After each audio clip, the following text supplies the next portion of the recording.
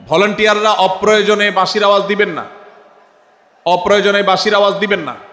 আমাদের দেশে শব্দ দূষণ, শব্দ সন্ত্রাস, এটা এই দেশের কমন কালচার হয়ে গেছে। রাস্তায় যাবেন, প্রয়োজনে অপ্রয়োজনে গাড়ির হর্ন বাজাবে, যে কোনো প্রোগ্রামে যাবেন প্রয়োজনে অপ্রয়োজনে বাঁশি বাজানো হবে।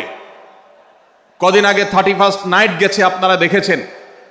এত প্রচার প্রচারণা, এত সতর্কীকরণের পরেও, আইন শৃঙ্খলা রক্ষাকারী বাহিনী এত সতর্ক থাকার পরেও আপনারা দেখেছেন এক শ্রেণীর বুদ্ধি প্রতিবন্ধীরা তারা 31st নাইট উদযাপনের নামে শব্দ সন্ত্রাস করেছে। শত শত হাজারো মানুষের কষ্টের কারণ হয়েছে। প্রিয় ভাইরা আমার,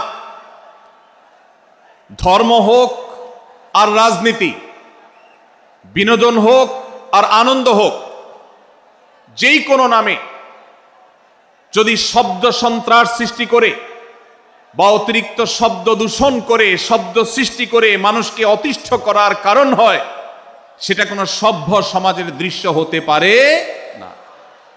আমরা সেই ইসলামের অনুসারী যে ইসলামে আমাদের প্রিয় নবী সাল্লাল্লাহু আলাইহি ওয়াসাল্লাম মসজিদে নববীতে তার একান্ত পরিবেশের মধ্যে এক সাহাবী জোরে কোরআন তেলাওয়াত করছিলেন। তিনি তাকে বলছিলেন, তুমি কোনো বধির রবকে শোনাচ্ছ না, তোমার রব সবকিছু শুনতে পান, অতএব তুমি তোমার এই উচ্চ কণ্ঠের তেলাওয়াত দিয়ে আশপাশে মানুষের ডিস্টার্বের কারণ হবে না।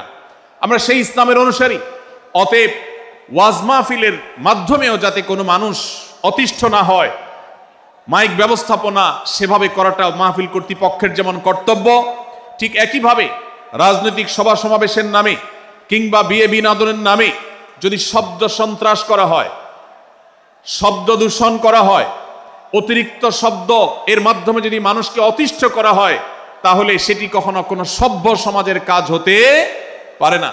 প্রিয় ভাইরা, এই জন্য আপনারা যারা তরুণ আছেন বয়সে, আপনাদেরকে আমি অনুরোধ করতে চাই, বিবাহ অনুষ্ঠানকে কেন্দ্র করে, আকিকাকে কেন্দ্র করে, নানা অনুষ্ঠানকে কেন্দ্র করে যে শব্দ সন্ত্রাস আমাদের দেশে হয়, এটি আমাদেরকে থামাতে হবে ইনশাআল্লাহ।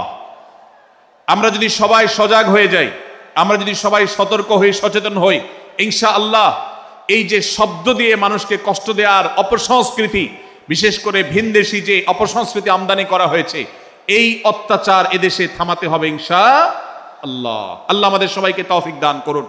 ভাইরা আমার, আমরা আমাদের আশেপাশে কোনো তরুণরা যদি এরকম শব্দ করে, গান বাজিয়ে অন্য মানুষকে অতিষ্ঠ করে, ঈদের সময় দেখা যায় বিশেষ করে সে সমস্ত যুবকদেরকে কাউন্সিলিং করতে হবে, তাদেরকে বোঝাতে হবে যে তোমার আনন্দ কখনো আরেকজনের বেদনার কারণ হতে পারে না। বহু হার্টের রোগী আছেন, বহু অসুস্থ মানুষ আছেন, বহু ছোট শিশু আছে যাদের কষ্টের কারণ হয়।